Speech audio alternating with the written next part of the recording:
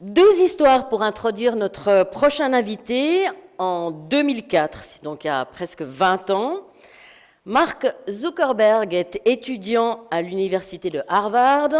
Depuis sa chambre d'étudiant, il crée un système pour que ses camarades puissent plus facilement communiquer entre eux. Facebook voit le jour, d'abord pour 20 000 étudiants, sur le campus uniquement de Harvard, avant de conquérir la planète entière. C'est un peu la même histoire qui arrive à Reed Hastings et Mark Randolph. Ils viennent tous les deux de Boston. Ils se demandent pourquoi se déplacer pour louer un film dans un club vidéo.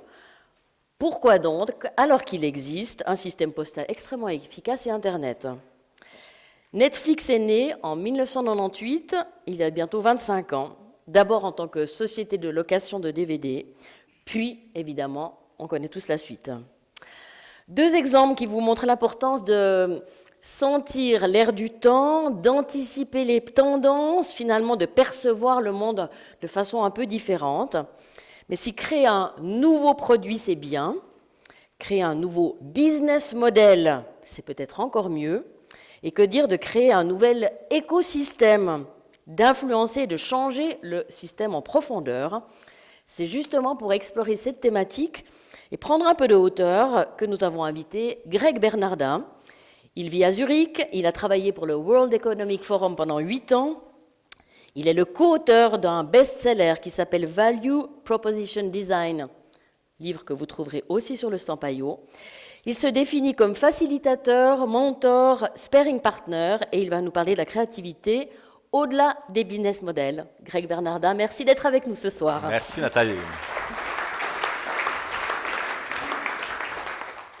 Bonsoir, vous avez cru que vous aviez Mark Zuckerberg qui allait venir sur le podium, non? Ouais, c'est la première idée que j'ai eue, je n'étais pas sûr si on parlait de moi.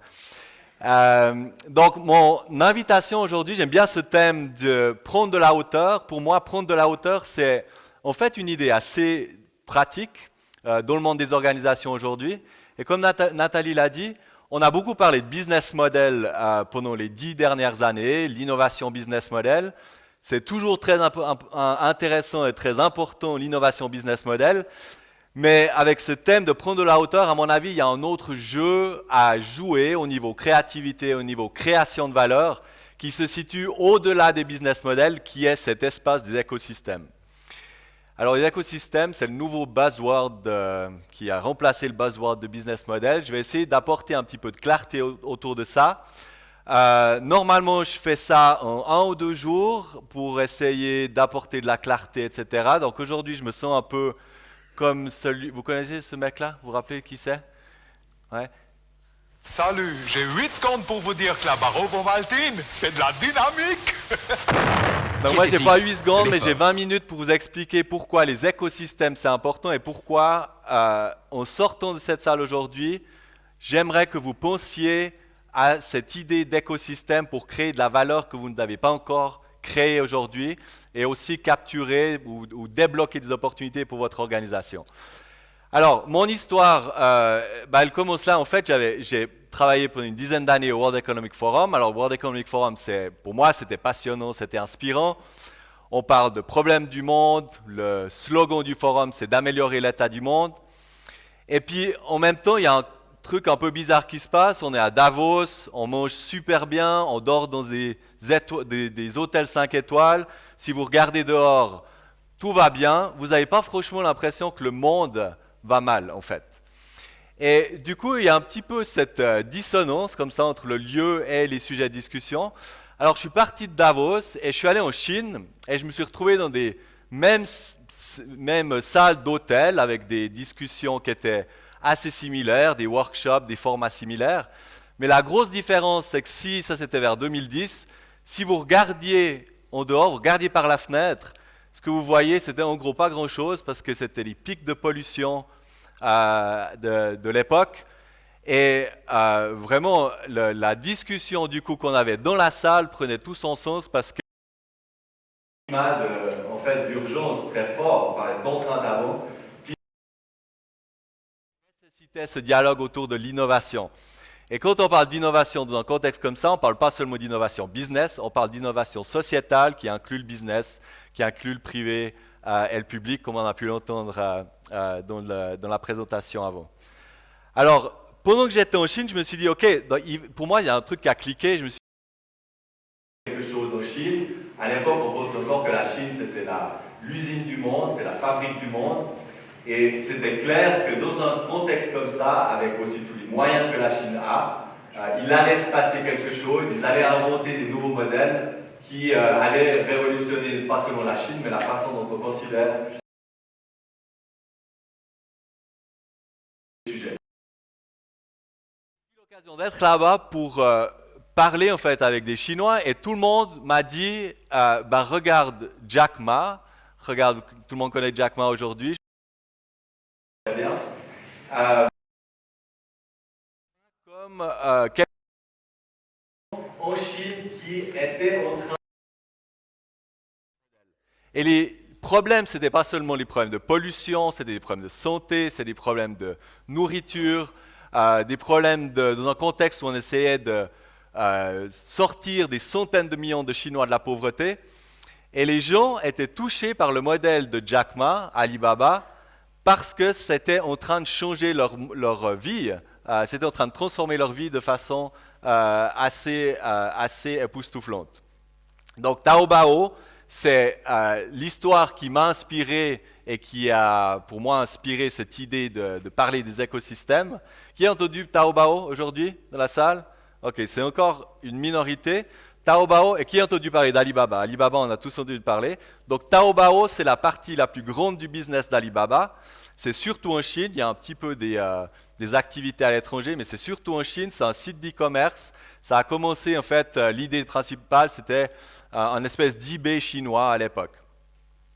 Et en même temps que j'ai fait ça, j'ai reconnecté avec mon copain d'université, Alex Osterwalder, qui a entendu parler du business model Canvas. Ok, la majeure partie d'entre vous.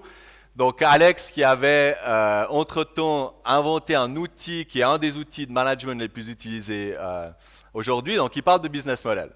Je me suis dit, ok, un outil sympa qui a l'air d'être un peu une description systémique d'un business, je vais essayer d'appliquer ça à l'histoire de Taobao pour essayer de décoder vraiment qu'est-ce qui se passe au niveau de la création de valeur, quels sont les secrets de création de valeur de ce truc qui est en train de transformer la Chine, qui est en train de changer la vie des Chinois.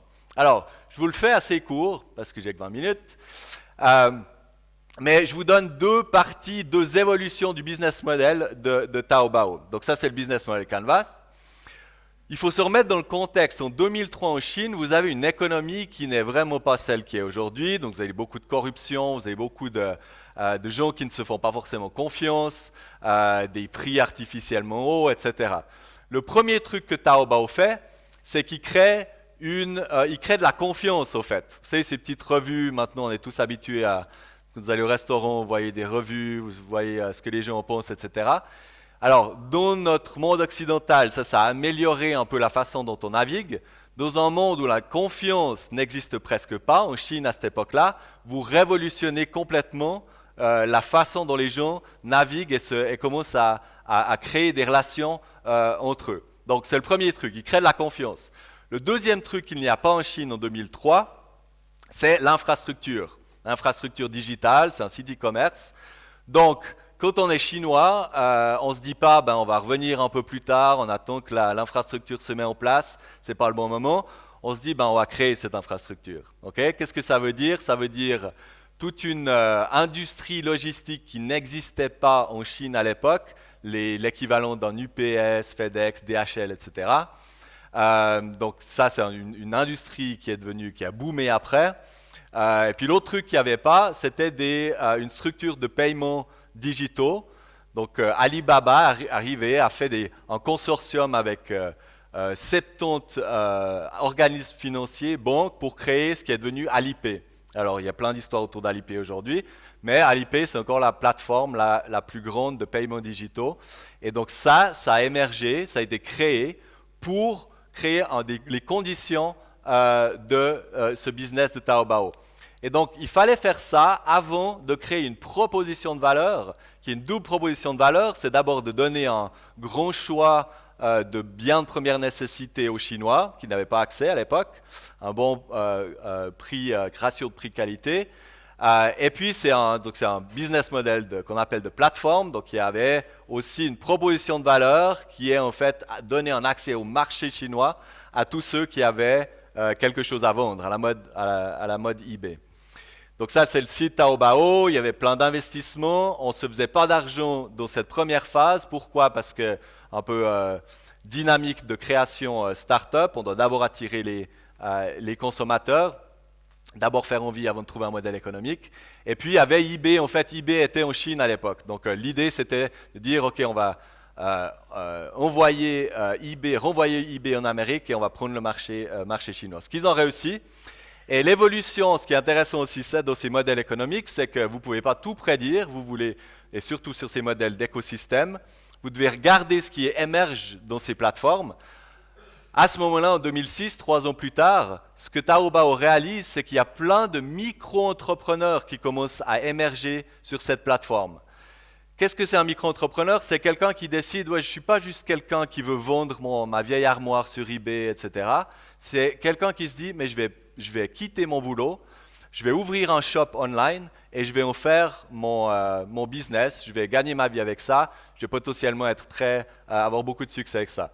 Donc ils voient ça émerger, tout de suite ils changent d'activité principale, parce que les activités clés d'un business model, ils redirigent leur focalisation pour aider les micro-entrepreneurs. Et puis ça change la proposition de valeur, donc on devient beaucoup plus orienté business. Une proposition de valeur qui aide ces micro-entrepreneurs à gérer leur business, à grandir leur business. À ce moment-là, intéressant toujours dans les cas d'écosystème, on fait venir des parties prenantes différentes pour ajouter de la valeur, des compléments si vous voulez, de création de valeur à cet écosystème. Alors les développeurs d'applications, les mannequins qui posent, alors les mannequins vivent sur la plateforme, ils n'ont pas besoin de bouger de chez eux. Ça c'est pour les micro-entrepreneurs qui doivent faire une pub pour leurs produits, etc. Ils engagent un mannequin sur la plateforme. Donc il y a plein de service providers comme ça qui sont. On ajoute aussi une université.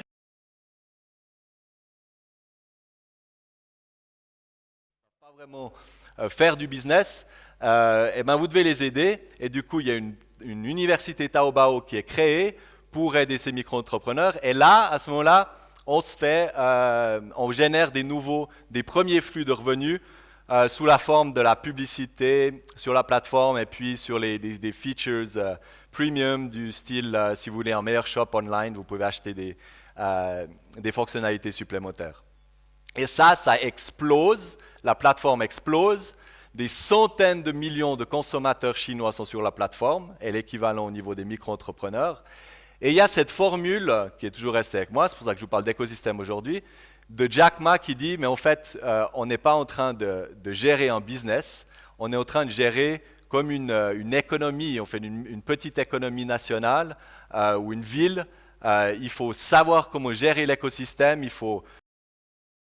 C'est les thèmes dont je vous parle, on crée l'infrastructure, on crée la confiance, il y a eu des démonstrations aussi qu'il a fallu gérer, c'est un rôle presque politique de créer les conditions pour que cet écosystème soit performant. Alors c'est super, il y a beaucoup de succès, etc. Repas de Noël de Taobao.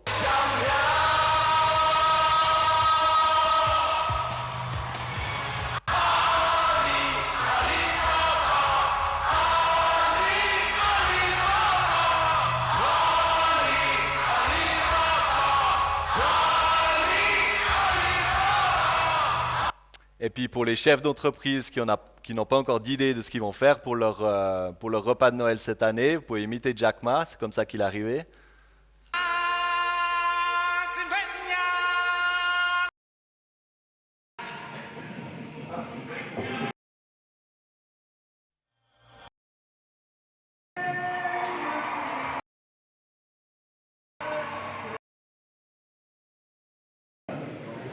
Donc, et à ce moment-là, je me dis, ok, mais C'est quelque chose d'autre, c'est un autre animal. Qui connaissent un petit peu ce langage, ces bouquins, Value Proposition Design, Business Model Generation. En fait, on peut penser en termes de 3 niveaux de création de valeur. Vous avez le premier niveau qui est la création de valeur vers le marché. C'est le premier niveau qui est la proposition de valeur, et ça pour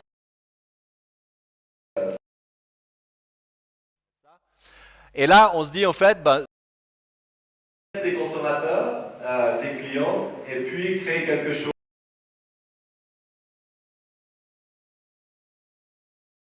J'ai entendu parler de ça. Donc par exemple, un exemple,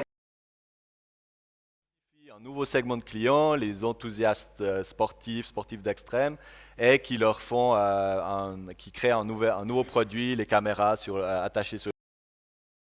Donc ça c'est super, il faut ça, c'est la base.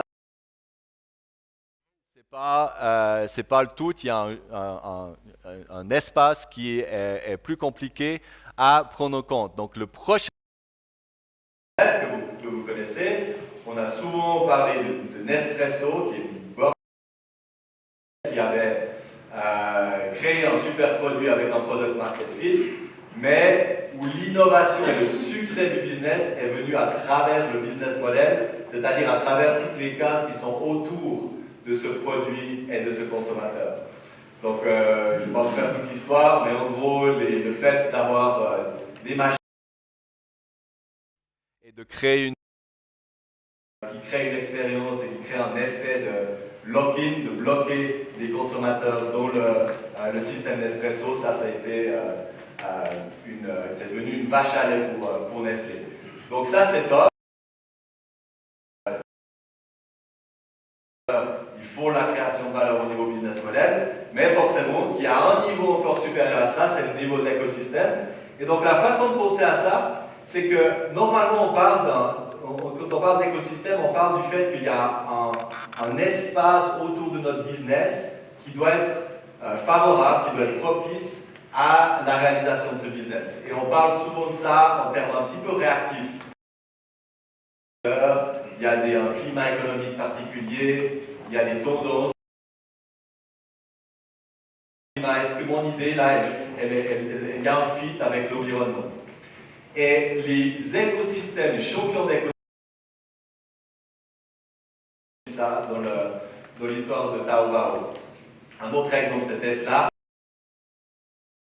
Bien sûr, grande proposition de valeur, nouvelle, etc. Mais ce que Tesla ou Taobao, ces champions d'écosystème font, c'est qu'ils designent en dehors de la case du business model. Donc, ils font des trucs qu'on n'a pas l'habitude de voir dans le monde du business. Ils font des collaborations avec les compétiteurs. Ils prennent la responsabilité de développer du deep tech. Normalement, c'est un gouvernement qui fait ça. Ils doivent créer l'infrastructure qui permet, par exemple, la mobilité électrique. Donc, ils prennent une responsabilité qui est beaucoup plus vaste. Et, pour contraster ça un petit peu avec les cours business qu'on a dans les business schools un peu traditionnels, normalement, justement, on vous demande, OK, tu as une idée business, super, on va voir si ça va marcher avant que tu te lances dans la bagarre, et on te pose des questions comme ça. Y a-t-il un marché? Non. Eh ben, le champion écosystème, il dit, ben, ça fait rien, on va le créer le marché. Est-ce que la technologie existe? Non, ben, on va l'inventer. Est-ce qu'il y a une infrastructure? Non, il n'y a pas d'infrastructure, eh bien, on va la construire. Est-ce que les gens, au moins, veulent ce produit?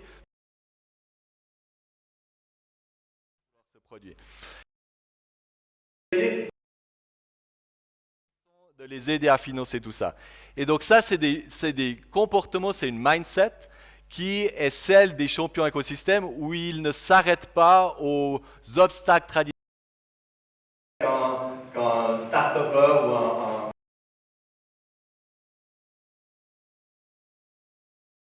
ou pour la lancer sur le marché. Donc c'est une responsabilité beaucoup plus grande. La métaphore que j'aime bien utiliser, c'est que si un PDG est responsable de sa maison, un champion écosystème prend la responsabilité pour tout le village. D'accord? Donc ça veut dire qu'il va prendre soin de sa maison à lui, mais il va aussi prendre la responsabilité de construire les routes, les écoles, la relation entre les habitants, les égouts, etc., etc. Donc, il doit créer une plateforme comme ça, un écosystème, une fondation pour que ces business puissent se passer. Et donc, l'idée dans le niveau mindset, c'est de passer de la posture du CEO, du PDG qui s'occupe d'un business, à la posture du maire qui s'occupe d'un village, d'un écosystème beaucoup plus vaste. Alors après, on est en train de travailler, vous avez vu le Value Proposition Canvas, vous voyez le Business Model Canvas. Il y a un modèle au niveau de l'écosystème sur lequel on est en train de travailler. Et c'est 3 choses différentes avec lesquelles composer. Quand vous composez un nouveau business model, vous allez assembler des parties distinctes ensemble pour créer une nouvelle histoire. Ici, avec le modèle écosystème, on compose avec des nouvelles parties. Donc, on ne va pas juste se composer avec des choses à l'intérieur de notre organisation, on va composer avec tous les acteurs économiques de notre écosystème. Les acteurs économiques, c'est des individus, des organisations, du privé, du public. Vous voyez que pour Taobao, les banques, les mannequins, les développeurs d'applications, les fournisseurs logistiques, c'était la nouvelle constellation d'acteurs qu'ils ont mis ensemble pour créer cette nouvelle fondation. Deuxième chose, l'infrastructure. Il faut une infrastructure qui est typiquement manquante parce que ce que vous essayez de faire n'existe pas. Du coup, l'infrastructure n'est pas là pour aider les utilisateurs et les producteurs à faire ce qu'ils doivent faire ensemble. Dans le cas de Taobao, vous avez vu qu'ils ont créé la confiance, ils ont créé les paiements digitaux, etc. Et puis la troisième chose, c'est que typiquement quand vous prenez la responsabilité du village, de la ville, vous allez voir qu'il y a plein de trous partout. Et le champion de l'écosystème doit aussi prendre la responsabilité de faire en sorte que ce système est harmonieux et que ce système est de mettre de l'huile dans le système, si vous voulez. Et donc, c'est l'équivalent de créer des écoles, de créer l'harmonie entre les gens, etc. Taobao, vous avez entendu l'université Taobao, il y a aussi des questions de gouvernance, de faire participer la communauté, ce genre de choses doit faire partie de la job description de l'écosystème. Et combien de temps il me reste? À peu près rien. À peu près rien. Alors, je finis là-dessus pour illustrer ce point, parce qu'on parle de créativité aujourd'hui. Dernier slide. Pour moi, la créativité, une des définitions, ce n'est pas la seule, mais une des définitions de la créativité, c'est de réassembler des parties distinctes en nouvel ensemble, en nouveau tout. Okay? Donc, au niveau business, on parle, par exemple, si vous voulez, le niveau atomique, c'est un niveau de fonctionnalité, une des fonctionnalités que vous avez dans votre iPhone, par exemple. Donc ça, c'est le premier truc, si vous voulez, c'est la base atomique. Mais tout ça, un ensemble de fonctionnalités peut créer une proposition de valeur. Proposition de valeur, ce n'est pas juste une fonctionnalité. Dans un iPhone, vous avez tout un ensemble de fonctionnalités qui vous permet de créer de la valeur d'une façon spécifique. Ça, c'est un ensemble plus grand forcément que la fonctionnalité. Cette proposition de valeur devient à son tour une partie d'un système plus